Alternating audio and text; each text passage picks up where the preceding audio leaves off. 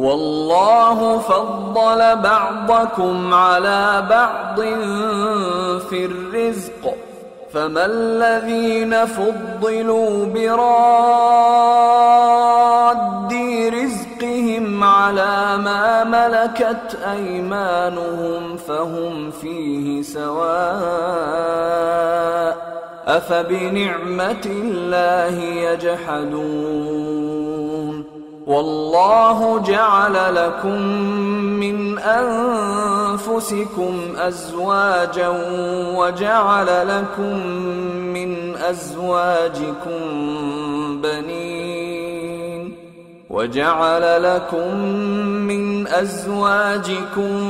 بنين وحفدة ورزقكم من الطيبات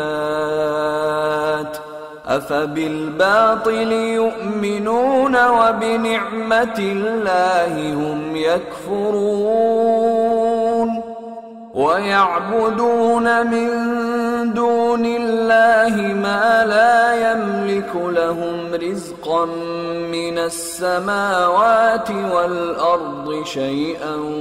ولا يستطيعون فلا تضربوا لله الأمثال إن الله يعلم وأنتم لا تعلمون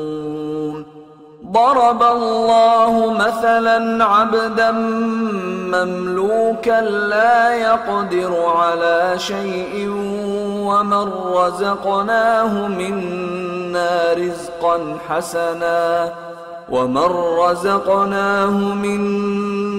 رزقا حسنا فهو ينفق منه سرا وجهرا هل يستوون الحمد لله بل أكثرهم لا يعلمون وضرب الله مثلا رجلين أحدهما أبكم لا يقدر على شيء وهو كل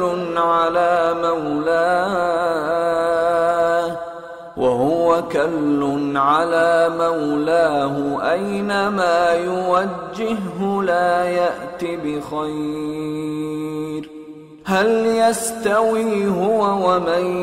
يأمر بالعدل وهو على صراط مستقيم اور اللہ نے رزق و دولت میں بعض کو بعض پر فضیلت دی ہے تو جن لوگوں کو فضیلت دی ہے وہ اپنا رزق اپنے غلاموں کو تو دے ڈالنے والے ہیں نہیں کہ سب اس میں برابر ہو جائیں، تو کیا یہ لوگ نعمت الہی کے منکر ہیں؟ اور اللہ ہی نے تم میں سے تمہارے لیے بیویاں پیدا کی اور بیویوں سے تمہارے بیٹے اور پوتے پیدا کیے اور کھانے کو تمہیں پاکیزہ چیزیں دیں، تو کیا یہ لوگ باطل پر اعتقاد رکھتے اور اللہ کی نعمتوں سے انکار کرتے ہیں؟ اور اللہ کے سوا ایسوں کو پوجتے ہیں جو ان کو آسمانوں اور زمین میں روزی دینے کا ذرا بھی اختیار نہیں رکھتے اور نہ کسی اور طرح کا مقدور رکھتے ہیں۔ تو لوگوں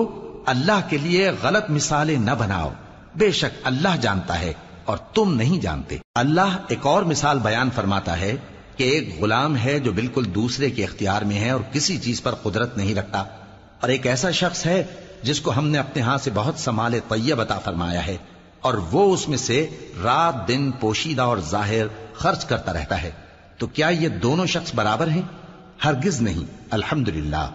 لیکن ان میں سے اکثر لوگ نہیں سمجھ رکھتے۔ اور اللہ ایک اور مثال بیان فرماتا ہے کہ دو آدمی ہیں، ایک ان میں سے گونگا اور کسی کا غلام ہے بے اختیار و ناتواں کہ کسی چیز پر قدرت نہیں رکھتا اور اپنے مالک کو دوبھر ہو رہا ہے، وہ جہاں اسے بھیجتا ہے کبھی اچھی خبر نہیں لاتا۔ کیا ایسا گونگا بہرا اور وہ شخص جو سنتا بولتا اور لوگوں کو انصاف کرنے کا حکم دیتا ہے اور خود سیدھے رستے پر چل رہا ہے، دونوں برابر ہو سکتے ہیں؟